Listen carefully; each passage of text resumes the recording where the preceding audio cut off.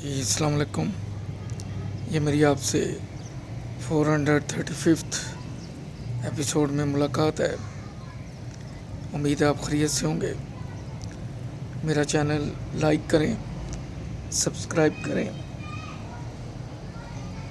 Comments लिखें और दुआओं में याद रखें। इस एपिसोड में आजकल जो शोर है महंगाई का, उस पर बात करूँगा।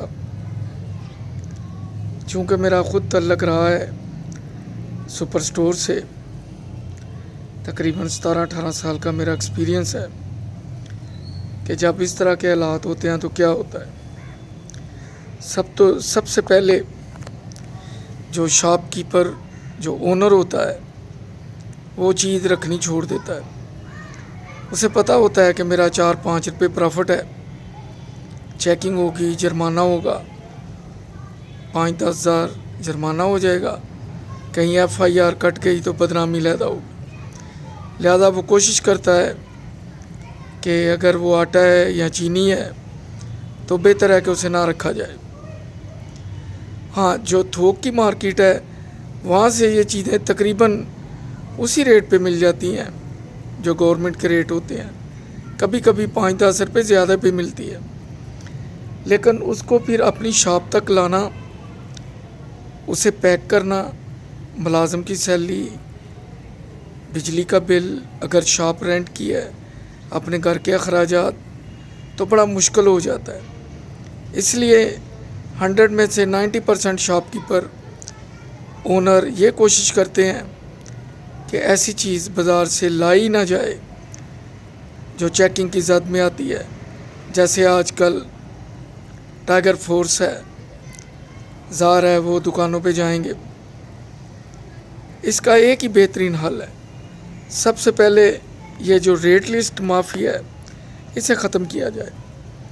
क्योंकि कम से कम 10 रुपये रेट लिस्ट है, हज़ारों लाखों दुकानें हैं, रेहड़ियाँ हैं, पथारे हैं। इसे सबसे पहले ख़त्म किया जाए। और अगर चीज़ों की कीमतों को नॉर्मल लाना है, पहला तो ये है कि अवाम को एजुकेट किया जाए कि आपने इन चीज़ों का बाइकाट करना है। एक हफ़्ते के लिए सपोज चिकन, मटन, एक हफ़्ते के लिए सब्ज़ी, एक हफ़्ते के लिए फ्रूट, एक हफ़्ते के लिए दालें, इसी तरह एक हफ़्ते के लिए पेट्रोल। जब तक अहम ज़रूरत ना हो नहीं ख़रीदनी। एक तो इसका ये हल है। दूसरा हल ये है कि अगर ये चीज़ें शॉर्ट हैं, दुकानों से महंगी मिल रही हैं, तो जितने टाइगर फोर्स भर्ती की है, इन सब को चाहिए कि जितनी डिस्ट्रिक्ट एडमिनिस्ट्रेशन की गाड़ियाँ हैं उन पे ये बोरियाँ ला दें या ट्रक अरेंज करें। जलसों के लिए तो कंटेनर अरेंज हो जाते हैं, ला के चौकों में खड़ी करें और वहाँ पे अशाए खुर्दनी बेचें। दुकानदार ख़ुद ब खुद मजबूर हो जाएंगे और जो पीछे सेठ बैठे हुए हैं वो भी शिकंजे में आ जाएंगे। ये सीधी सी बात है, कोई रॉकेट साइंस नहीं है। जो कौमी असम्बली के मेंबर, सूबाई असम्बली के मेंबर, उनको एक से दूसरी पार्टी में ले जा सकते हैं, उनके लिए आटा चीनी मैनेज करना, गायब करना उनके लिए मामूली बात है। मकामी जो डिस्ट्रिक्ट एडमिनिस्ट्रेशन होती है वो इससे अवेयर होती है, 95% अवेयर होती है। लेकिन बस उससे आगे मैं कुछ नहीं कहूँगा, आप मेरी खामोशी का मतलब समझ गए होंगे। जब से ये गवर्नमेंट आई है, नंबर 1 तो इन्होंने अपने वादों से जब से फिर गए हैं, अब ये सच्ची बात भी करें तो लोग इन पे यकीन नहीं करते। ये इनका अलमिया हो गया। फिर आज जैसे वो टीवी पे इंटरव्यू चल रहा था मरीम औरंगज़ेब का कि साफ़ पानी में से नवाज शरीफ बिल्कुल साफ शफाफ हो के निकल आए हैं, तो यकीनन लोगों का एतमाद उठ जाता है उन अदारों से जो मुहासबा कर रहे हैं। पकड़ लेते हैं, साल 1.5 साल रखते हैं, बाद में निकलता कुछ नहीं है। इस तरह अपोजिशन को भी कहने का मौका मिल जाता है, देखें जी खामखा हमें फजूल रगड़ा दिया। फिर कुछ लोगों की उंगलियां मुअज़्ज़ज़ अदारों की जानब उठती हैं, तो ये भी बुरी बात है, ये भी नहीं होना चाहिए। क्योंकि जब ये लोग अदालतों से बरी होकर आ जाते हैं, ज़मानतों पे आ जाते हैं, तो फिर ये यही दुआई देते हैं जी हमें जानबूझ के पकड़ा था।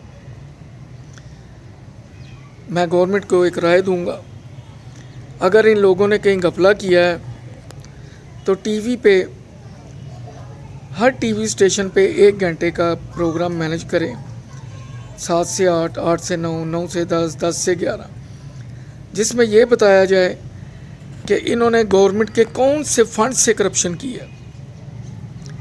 यह जो टॉम एंड जेरी का खेल है कि उसके अकाउंट में पैसे बाहर से आए, चाचे ने भतीजे को दिए, भतीजे ने चाचे को, चाचे ने मुलाजिम को, मुलाजिम ने माली को, पैसे तो आए बाहर से, उनको छोड़ दें, उनकी आप तशहीर ना करें, वो अदालतों पे छोड़ दें, वो FIA पे छोड़ दें। आप ये देखें कि इन लोगों ने किसी कौमी मंसूबे से पैसे चुराए हैं, वहाँ को घपला किया है, कौमी ख़जाने से चुराए हैं, उसकी पूरी डिटेल हर टीवी स्टेशन पे 1 घंटा मुख्तस करें और वो लोगों को बताएं, ताकि लोगों को पता चले कि उन्होंने गवर्नमेंट को, अवाम के पैसे को कितने का टीका लगाया है।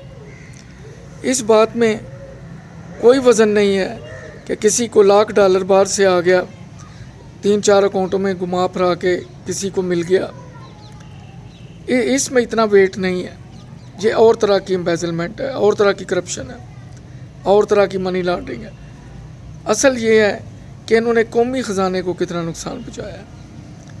बाहर से अमाउंट आई है तो ज़र मुबादला भी आया होगा, लेकिन मकामी सतह पे जो पुल बने हैं, जो रोड्स बनी हैं, जो स्कूल बने हैं, कोई भी ऐसा प्रोजेक्ट है गवर्नमेंट का, उसका बताएं कि उसमें से कितने का घपला हुआ है, कितने पैसे चोरी हुए हैं और वो किधर गए हैं। मेरे पास तो यही एक देखने वाली आँख है,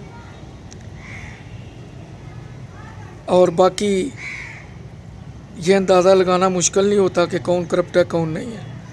आप उसके लिविंग स्टैंडर्ड से अंदाज़ा लगा सकते हैं, उसके रख रखाव, उसके टेलीफोन बिल्स, उसकी गाड़ियाँ, उसका घर, उसके बच्चे कौन से स्कूल में पढ़ते हैं, आपको फ़ौरन अंदाज़ा हो जाएगा कि वो बियॉन्ड द लिमिट खर्च रहा है, और जो बियॉन्ड द लिमिट अमाउंट है वो कहाँ से आ रही है।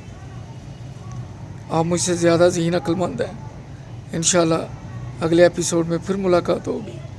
अपना ख्याल रखिए, कमेंट्स लिखिए। अल्लाह हाफिज़।